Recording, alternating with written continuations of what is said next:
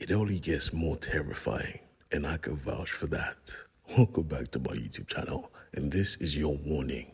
If you get a little bit queasy at the sight of blood, do not watch this video. But if you're a fan of horror, watch on.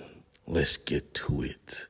Cause these are the types of friends you would need if you are stepping into the bowels of hell itself. Now, let us begin. With Madeline, you see, she wasn't terrified, but she needed advice on how to proceed. And the best person to ask for advice was her mother. The only problem was, her mother was not normal. Matter of fact, her mother was a monster. She couldn't talk, she couldn't scream. But with one hand placed on the glass, Madeline got the message and said, "Thank you, mother. I now know how to proceed." Because honestly, what was to come was really freaking weird. The twins were here. And if you know the twins, you know they are absolutely terrifying. Watching from a computer screen was Vic and Walter himself. Now don't be confused, Vic does not want to be here. Matter of fact, Walter actually forced her to be here.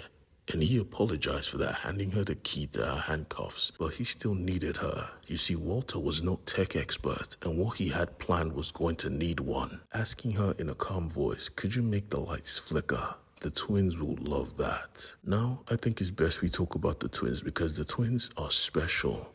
They love horror. I mean, they are really, really into it. I mean, it also helps that they are fellow serials, but still, they love it. They have the posters, they have the masks, they have the weaponry.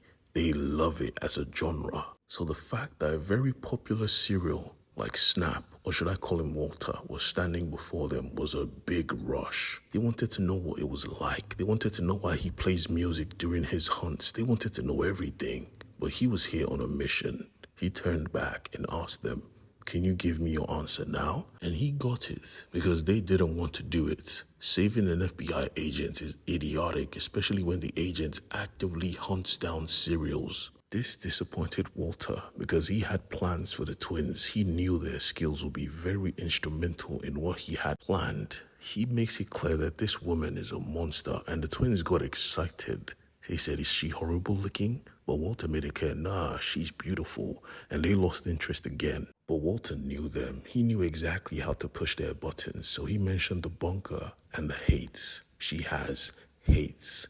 They were confused at first. What are hates? And he made it clear, hates are basically husks of human flesh possessed by an evil spirit. This got them excited. This is basically like a real life Insidious. He could tell he had hit home. But just to bury the point, they asked, "Who else is coming for this?" He said, "Oh, there are going to be more, but I just thought to ask you first." This was enough for the twins. They don't just get to meet Snap, but they're going to meet a lot more serials. We're in. He also wanted to know if they could bring equipment, and he said, "Of course, do what you want."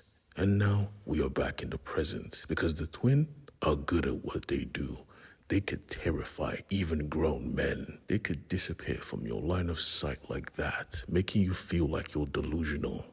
These were trained SEALs operating in the shadows. They were used to death, but these guys terrified them. Their boss tried to play it cool. That is until he heard a ripping sound. As he turned around, he saw one of his boys were being torn apart by bare hands. But not just torn, they were being crushed by one man without a weapon, just a bored look and his massive hands. He was destroying everybody. Realizing that all of his boys were gone, he wanted to take down this monster by himself with a shotgun.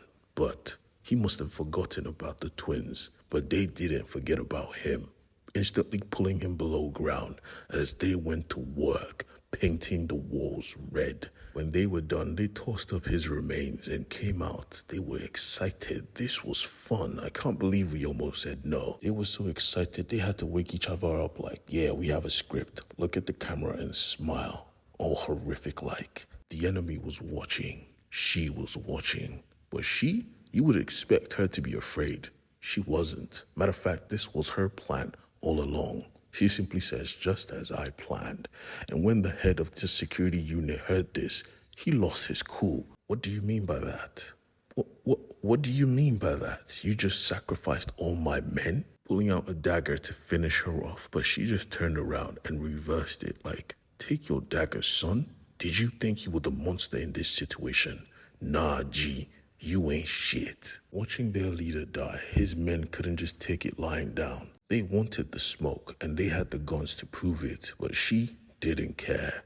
They were surrounded and they didn't know it. The Haines made quick work of them, and I mean quick work. They were already corpses by the time she turned around. Absolutely bored of this, she gave the dagger to one of the Haines and told her, now it's time for our attack. Send the rest of the Haines to go up and butcher everyone they see. Use their corpses as fertilizer for the grounds outside. And you, take Dennis downstairs to the Estar.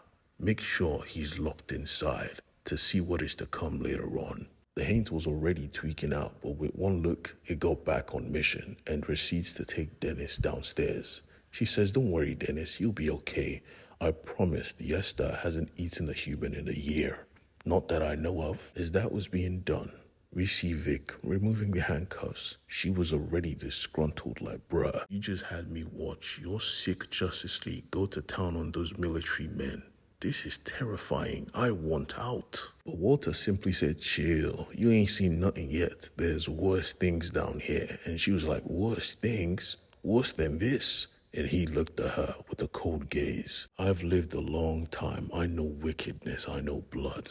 And inside this place, there is something darker, evil. Take it from me, Vic. I know a monster when I see one. Now focus and look on the camera and see if you can find anyone looking like an Estar.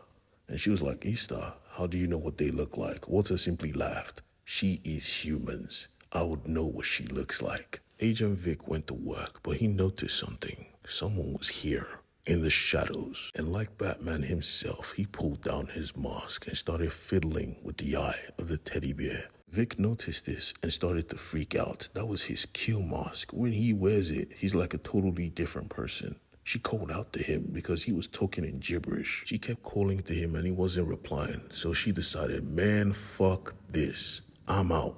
You freaking me out, son. Maybe forgetting he was a bona fide serial killer. She turned and asked him, are you going to end me too?